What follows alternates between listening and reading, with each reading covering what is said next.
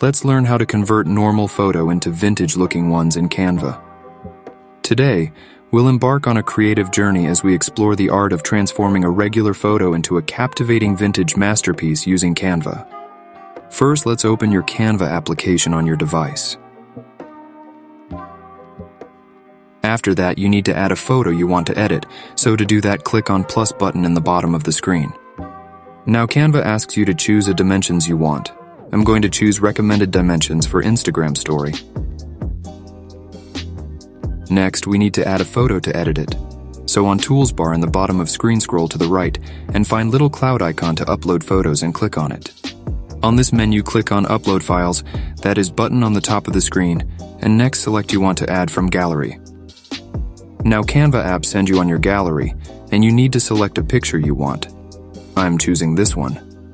If you want to have this picture, downloaded it on site, pixels.com.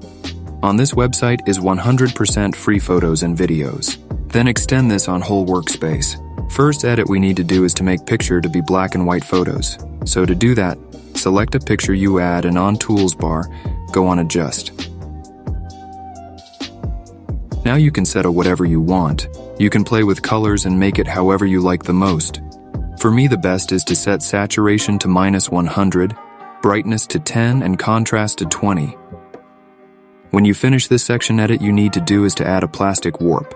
So click on plus button in bottom left corner, and on search bar type plastic warp.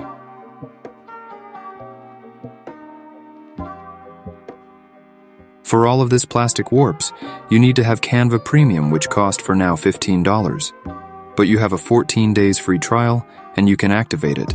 And when the free trade ends, you can cancel buying premium version, and factually you have Canva Pro for free. So now select a graphic that looks the most beautiful to you, and then extend it on whole picture.